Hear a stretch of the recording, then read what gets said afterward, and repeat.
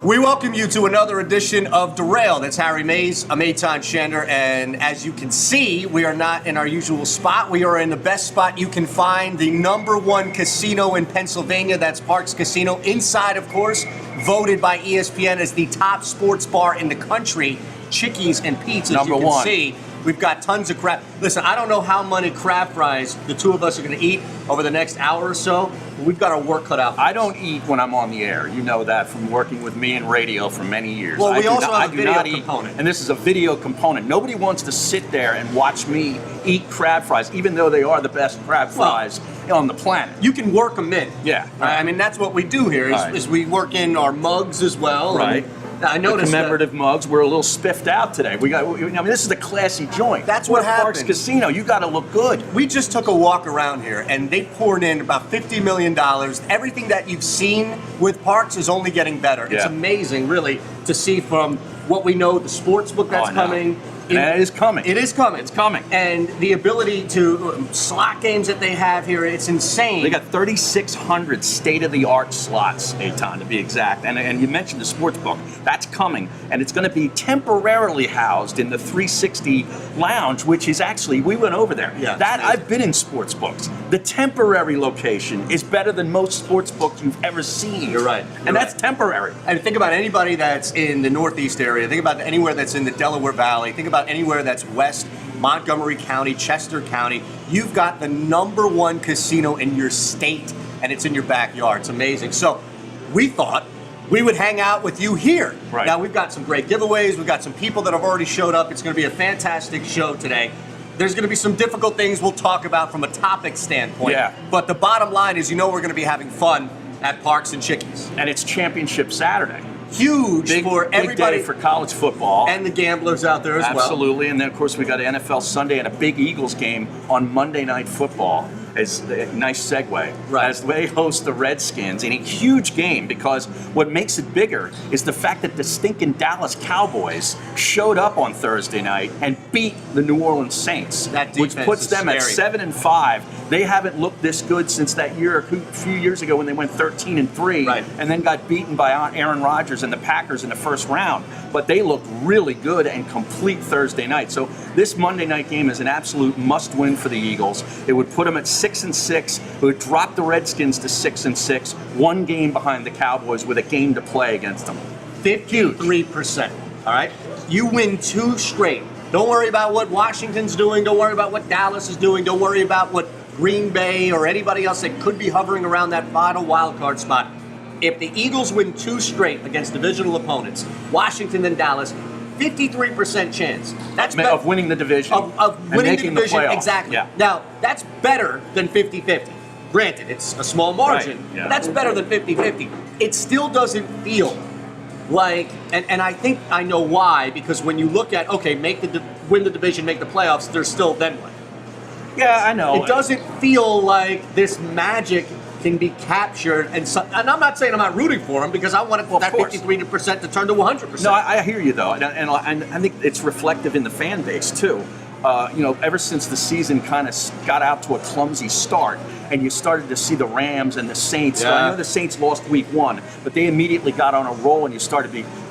It's not that they were winning games, it's how they were winning games. Right, like this dynamic offense, putting up 40, 50 points a week, and you're like, we can't keep up with this. And that's gone back to late September, early October. You started to get that feeling in your gut that, well, we might make the playoffs, but we can't hang with either of those two teams. So there's this defeatist mentality that it's like, all right. But you still want to win a division. Well, because you don't want to finish behind Dallas. I don't want Dallas to get in the playoffs. Me neither. I know all the networks do. I understand. Neither. I know Troy Aikman likes doing home games and not having to leave. Can he criticize Dak Prescott once? Yeah, by the way, once. I'm a little worried about Troy. I like him a lot on the air. Sure. His face is very red. Did you notice that Thursday night? Was he drinking?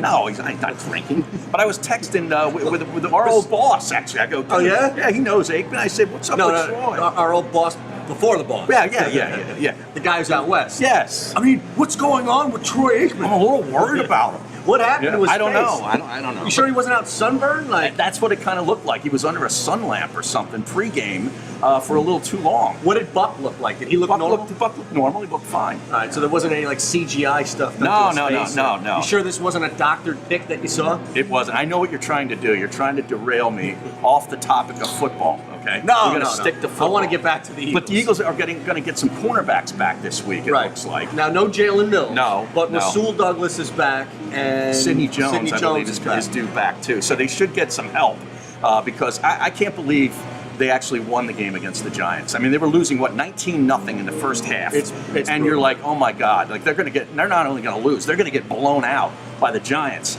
and then all of a sudden, Pat Shurmur goes like into turtle mode in the second half, where he's got two of the most dynamic weapons in the NFL. One of them in wasn't even on the Saquon field. Barkley and Odell Beckham Jr., who, when he's not getting intravenous fluids from cramping up, he Right. cramps up more than me. Yeah. And I cramp up a lot in my How old many age. times do you average a cramp on a back nine? Well, not when I'm playing, but when I get out of bed, I've always got a cramp in my calf.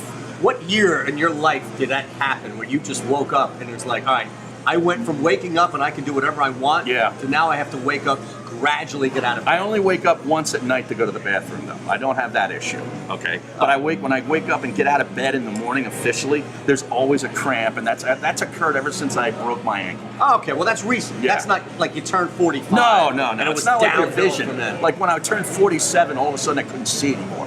Well, you've been wearing glasses for a little bit. 6 years. Oh, well, that's 47. 47. Sorry, I didn't mean Do to the date math. I didn't mean to date you. I don't care. Here's the thing.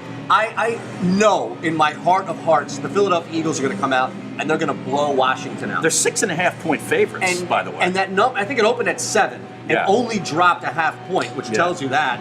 I still think that they're in the driver's seat after this game. And I don't want to get ahead of ourselves. We'll talk about this the following week. But you know what's going to happen.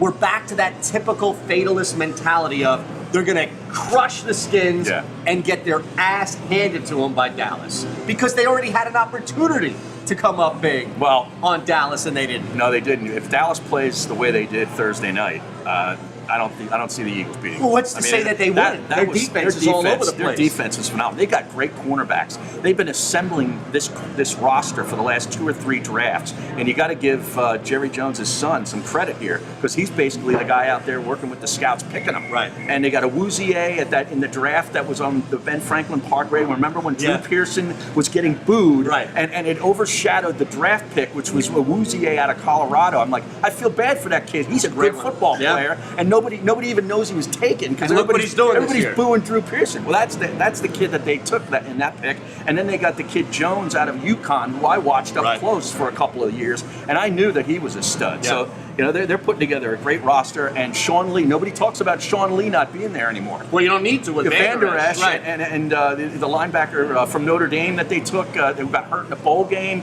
He's turning into a beast. They're going to be tough to deal with. Here's the thing that is under discussed. Amari Cooper is going to be a part of this team moving forward. And they've already integrated him 10 times better than the Eagles did with Golden Tate. They don't have to draft that position high in the draft because now they got Amari Cooper. But guess what? The Eagles do. Right. The Eagles, this is one of the most under-discussed things, and it's not going to segue into the idiots out there who think that, take a shot at somebody like Kareem Hunt, we're going to get to in a second. Yeah. But the Eagles, when you look at it, Mike Wallace comes in injured. Mac Hollins, I don't know who he is on the field. I can't trust him because he's been banged up. From young to old, you've got Alshon Jeffrey and Zach Ertz. And they don't know how to integrate Golden Tate into the offense. Saying. He's a rental. Yeah. And how long are you going to keep? Are you going to re-sign him? Great. I'd love to have Golden Tate back. I'd like to and re-sign him and get rid of the offensive coordinator. Okay, Listen, go get I don't Bobby want- Petrino. He's available. Does he come with the neck brace? Yeah, and the motorcycle and somebody else's wife on the back. Yeah. I think he's got like 15 other wives. Right. Nobody cheats more on or off the field than or Bobby on the Petrino. field. That's it. Right? I mean, I think we pretty much know that. That's coming. Yeah. There's no way that Mike Rowe is the offensive coordinator of this team Or Mike next Rowe. year. Hard You jobs. said Rowe again. I said Mike Rowe. No, you said Rowe because you're infatuated with dirty jobs. You know what it is? It's the fries, Yeah. man. I'm just completely derailed because I'm just destroying these crab fries here. at Did you Chickies see and these mugs here? This is a commemorative mug that they got here at Chickies and Pete's, the Eagles mug with the World Champions February 4, 2018. You buy this mug with a domestic draft already in it for $9, and then you bring the mugs back and you get $2 drafts from then on. That's till the end of amazing. time. And it's going on right now.